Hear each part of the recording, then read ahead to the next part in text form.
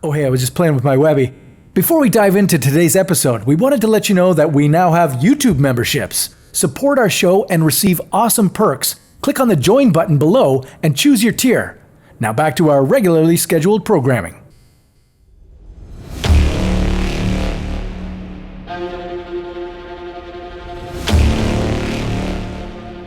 It's big, it's blue, and it will tear you apart. Well, if you happen to drop into one of its giant Earth-sized storms. As calm and breathtaking as it may appear on the surface, Neptune is a dangerous and violent place. So, who's up for a field trip? Why do Neptune's rings clump in certain areas?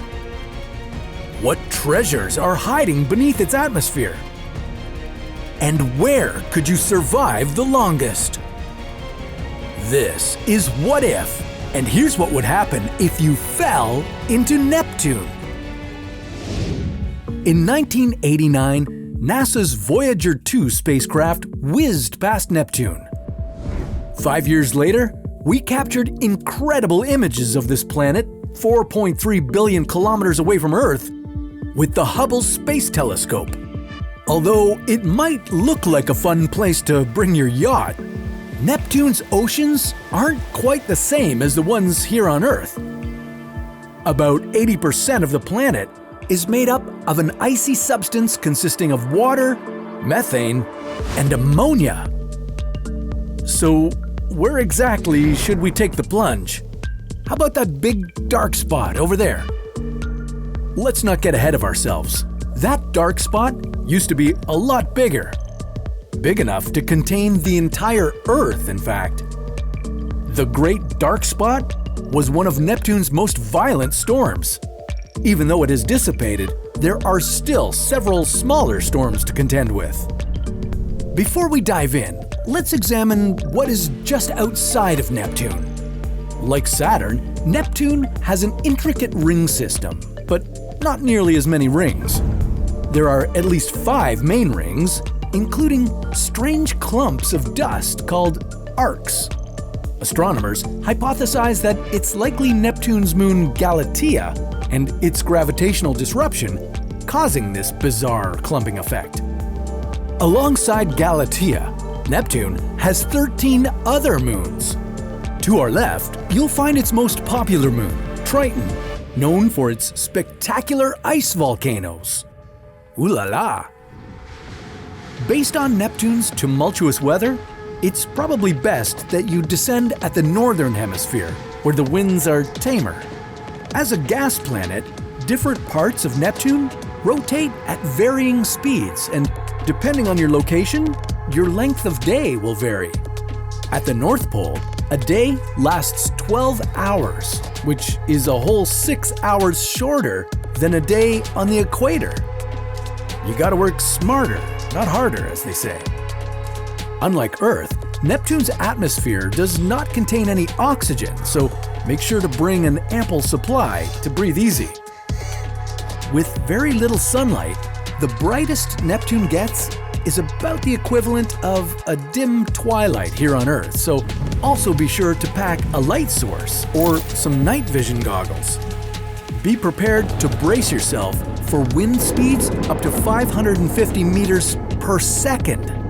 That's about 5 times stronger than the harshest gusts here on Earth, and twice as fast as the speed of sound. As you pass through Neptune's exosphere, its outermost atmosphere, your spacesuit will experience freezing cold temperatures as you drift through the methane clouds. And it might reek a little. Hey, that was not me. Like in some places here on Earth, the weather can be a bit unpredictable. As you reach the thermosphere, suddenly the temperature rises to about 477 degrees, and you'll encounter ammonia and hydrogen sulfide clouds.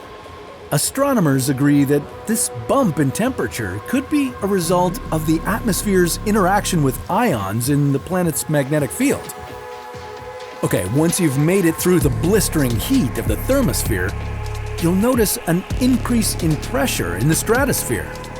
And the closer you get to the planet's core, you'll notice things are starting to heat up fast. As you make your way through all of Neptune's 3,000-kilometer thick hydrogen and helium atmosphere, don't worry about smashing into the ground. Neptune doesn't have one, per se. It's more of a slushy ice and water layer, about 17,500 kilometers deep. If you were hoping for a spectacular view, well, sorry, the atmosphere here is too dense to see anything. As you finally pass through all the slush, you'll encounter a super hot ocean and possibly some hidden treasures. One of the consequences of the high pressure and temperature on Neptune is that its carbon and hydrogen atoms could separate, forcing isolated carbon atoms to be squeezed into diamond structures. These would likely sink to the planet's core, but could be as large as 1 meter in size. Who knew Neptune had so much bling? Here in the core, the temperature is piping hot, about 7,000 degrees, which is comparable to the surface of the sun.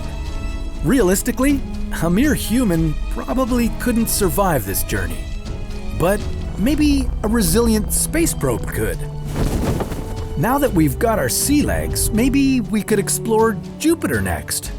Think you could handle it? Well, that's a story for another What If.